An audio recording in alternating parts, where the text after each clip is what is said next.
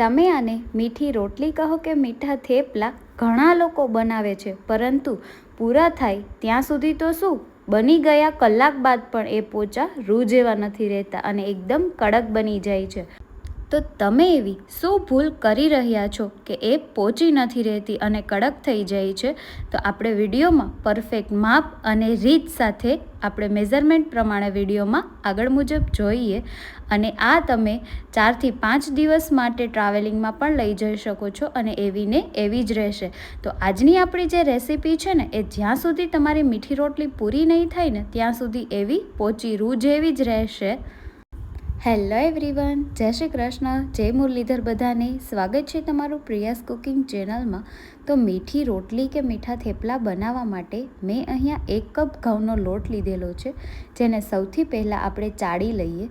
ત્યારબાદ એ જ કપનો માપ બીજો કપ ઘઉંનો લોટ લીધેલો છે અને એને પણ આપણે સરખી રીતે ચાળી લઈએ.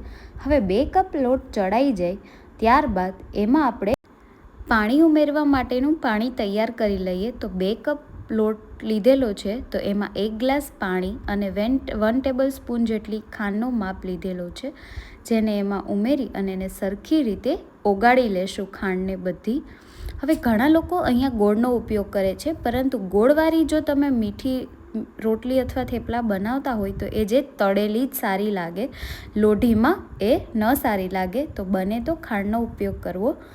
તો આ રીતે પાણીમાં સરખી રીતે ખાંડ ઓગળી જાય ત્યારબાદ લોટમાં છે આપણે મોણ ઉમેરી દઈશું. મોણ દેવા માટે તો એમાં મેં અહીંયા 2 ચમચી તેલનો ઉપયોગ કર્યો છે, તમે ઘી પણ લઈ શકો છો. હવે એ ઉમેરાઈ જાય ત્યારબાદ લોટમાં એને સરખી રીતે મિક્સ કરી દઈશું.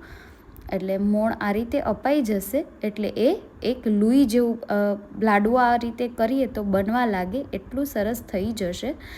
જો એ રીતે થાય એટલે આપણું પરફેક્ટ મોણ અપાઈ ગયું. ત્યારબાદ ખાંડવાળું જે બનાવેલું પાણી છે એને ઉમેરતા જઈશું અને લોટ બાંધતા જઈશું. હવે ટિપ્સ નંબર 1 ખાસ ધ્યાન રાખવાનું, ઘણા લોકો છે મીઠી રોટલીનો લોટ બાંધે ને એટલે લોટ કડક બાંધતા હોય છે, જેથી એ પછી લોટ છે એ બંધાય એટલે ખાંડનો હોય કે ગોળનો, પરંતુ મીઠો લોટ જ્યારે આપણે બાંધીએ ને એટલે એની રીતે જ કડક થવા વધારે લાગે છે. તો ક્યારે પણ લોટ કડક ન બાંધવો, બને ત્યાં સુધી એકદમ ઢીલો લોટ બાંધવો. તો આ રીતે પાણી ઉમેરીને એકદમ સરસ એવો ઢીલો લોટ છે એ બાંધી લીધેલો છે. અને મેં અહીંયા થોડું વધારે પાણી લેવાઈ ગયું હતું, એટલે તમે 2 કપના માપનું છે લેતા હોય તો 1 ગ્લાસમાં આટલું પાણી ઓછું લેવું. મારે એ વધ્યું છે, પરંતુ આપણે એનું લીંબુ શરબત બનાવી લઈશું. ત્યારબાદ આ રીતે ઢીલો લોટ થઈ જાય એટલે એમાં ઉપરથી તેલવાળો હાથ દેવા માટે 2 ચમચી તેલ ઉમેરી અને લોટને સરખી રીતે મસળી લઈએ. હવે ટિપ્સ નંબર 2 કે આપણે મીઠી વસ્તુનો જ્યારે લોટ બાંધીએ ને ત્યારે બને ત્યાં સુધી લોટને તમે જેમ મસળશો ને એટલી જ તમે જે વાનગી બનાવો છો ને એ સરસ બનશે. એટલે એને 10 થી 15 મિનિટ માટે સેટ થવા દેશું એટલે સરસ એવો સેટ થઈ જશે. ત્યારબાદ એને આપણે રોટલી જેમ બનાવીએ છીએ એ જ રીતે એને વણીને તૈયાર કરી લઈશું. હવે આ રીતે એ વણાઈ જાય ત્યારબાદ એને લોઢીમાં આપણે સરખી રીતે શેકી લઈશું. તો આ રીતે પહેલું પડ થઈ જાય ત્યારે બીજું પડ પાકતું હોય ત્યારે ફરતે બાજુ તેલ લગાવતા જશું અને ઉપરના પડની બાજુ પણ તેલ લગાવીને આ રીતે એને સરખી રીતે શેકી લઈએ. એટલે સરસ એવી મીઠી રોટલી તમે કહો કે થેપલા એ સરસ બનીને તૈયાર છે.